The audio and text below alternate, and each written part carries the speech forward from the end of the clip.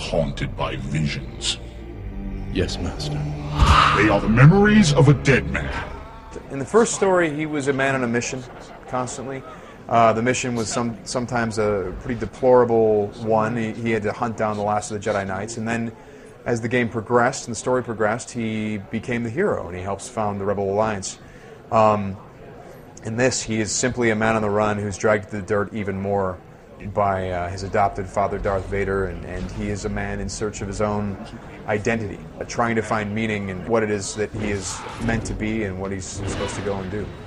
Because you get to visit the cloner world of Kamino, which was seen in Star Wars Episode 2. In fact, the Star Wars The Force Unleashed is very based around a Empire Strikes Back type aesthetic that feels a lot like the original trilogy in terms of the pacing and the dialogue and the way the characters talk to each other. You know, the fact that we all talk with like a 1940s clip to our dialogue. You know, like in the original film. You know, can't get out that way. Looks like I'll find another escape route. You know, and but the irony is that while we're creating something that is meant to feel very much like the original films, the planets and locations in this one are from the prequels. I think entirely so. Well, with one exception.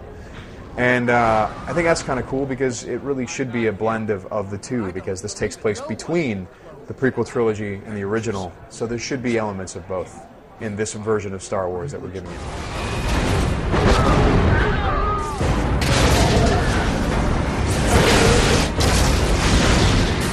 They won't be coming back.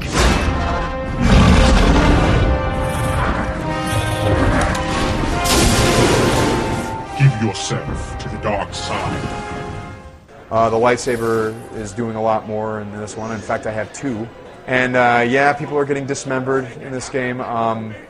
Simply something that never occurred to us as something that was possible to put in the game. We didn't think we'd get away with it. Well, we're getting away with it, man. People are getting arms cut off and sometimes heads, and it's